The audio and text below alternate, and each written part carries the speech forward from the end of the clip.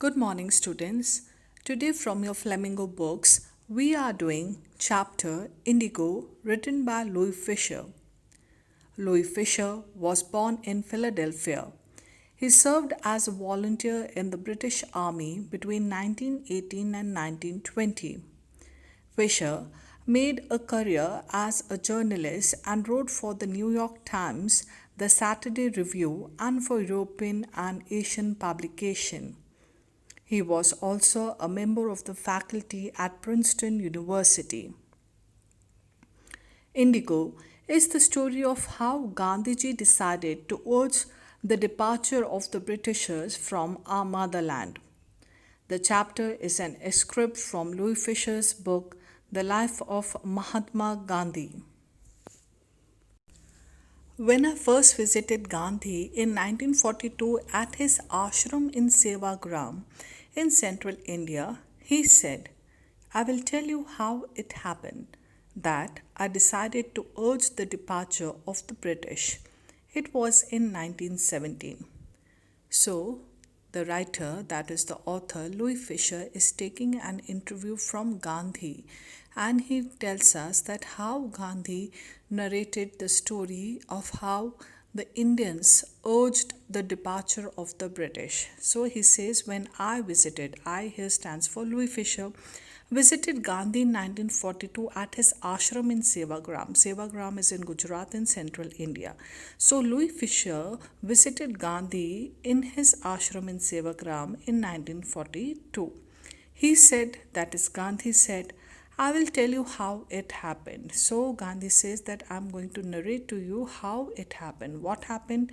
That I decided to urge the departure of the British. So how he is telling to Louis Fisher that how he urged the Britishers to leave the country, that is per the exit from India. And he says that it was in 1917. The story starts from 1917. He had gone to the December 1916 annual convention of the Indian National Congress Party in Lucknow.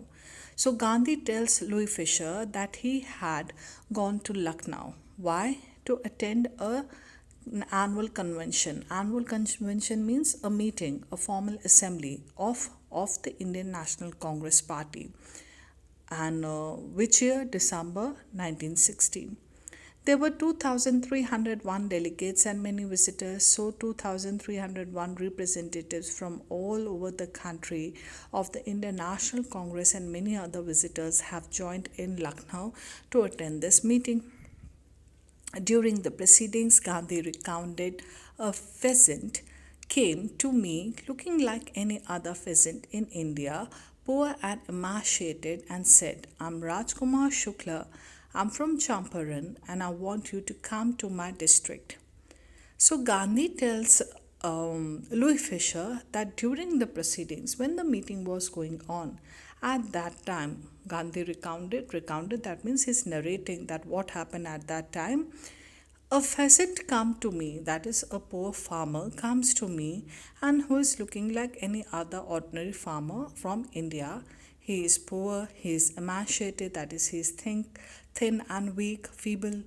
And that farmer introduces himself to Gandhi saying that he is Rajkumar Shukla and he is from Champaran, Bihar, and he wants Gandhi to come to his district, that is Gandhi to come to his district Champaran.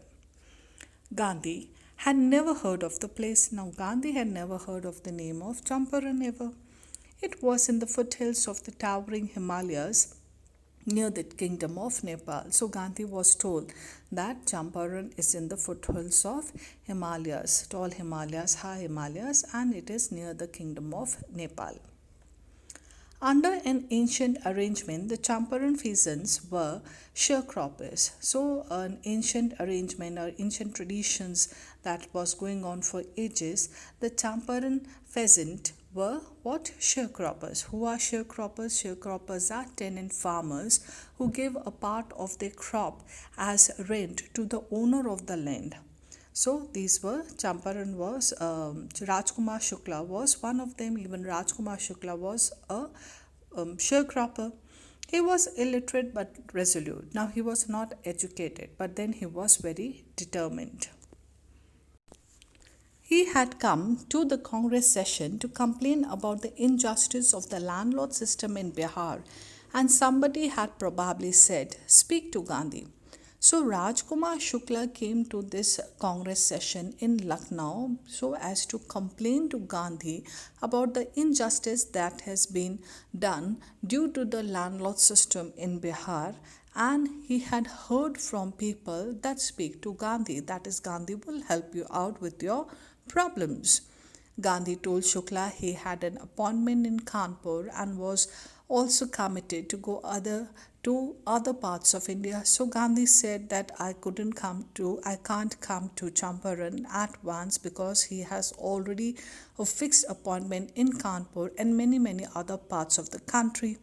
Shukla accompanied him everywhere. So we have learned that Shukla was resolute. So Shukla went with Gandhi, along with Gandhi, to all the places that Gandhi was visiting, whether it was Kanpur or whether it was any other place in the country. So Shukla was determined to take Gandhi to Champaran. So he did not leave Gandhi at all.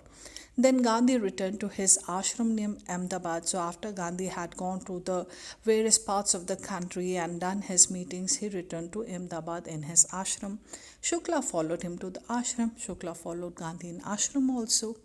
For weeks he never left Gandhi's side. So Shukla was with Gandhi to all the places wherever Gandhi was going, to all the meetings wherever Gandhi was going. So Shukla never left the side of Gandhi. He was determined to take Gandhi to Champaran. Fix a date, he begged. So Shukla pleaded Gandhi that fix a date and come to Champaran along with him.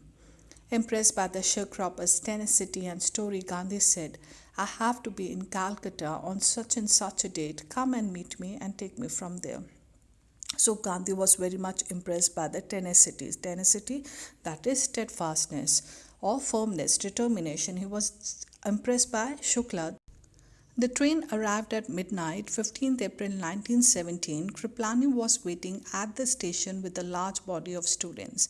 So Gandhi had already mailed to telegram to Kriplani that he would be coming to Muzaffarpur. So the train arrived at midnight at 15th April 1917, and Kriplani was there to welcome Gandhi with a large body of the students. Gandhi stayed there for 2 days in the home of Professor Malkani, a teacher in the government school. Now Gandhi stayed in Muzaffarpur for 2 days, and he stayed in the home of Professor Malkani, and he was a government teacher. It was an extraordinary thing in those days, Gandhi commented, for a government professor to harbor a man like me. So Gandhi states this to Louis Fisher, that how in those days, that is then when the fight for the freedom of the country was going on, in those days, to give a shelter to a person like Gandhi, who is fighting for the freedom, who is fighting against the British rule, to give a shelter to a person who advocates freedom, it was a very unusual and an extraordinary thing. Why? In smaller localities, the Indians were afraid to show sympathy for advocates of home rule. So Gandhi says to Louis Fisher that how in the smaller localities, in the smaller places, how the people refrain from showing any sort of sympathy for the advocates of home rule, because very few had a daring to volunteer and give shelter to these advocates due to the fear of inviting wrath of the British rulers.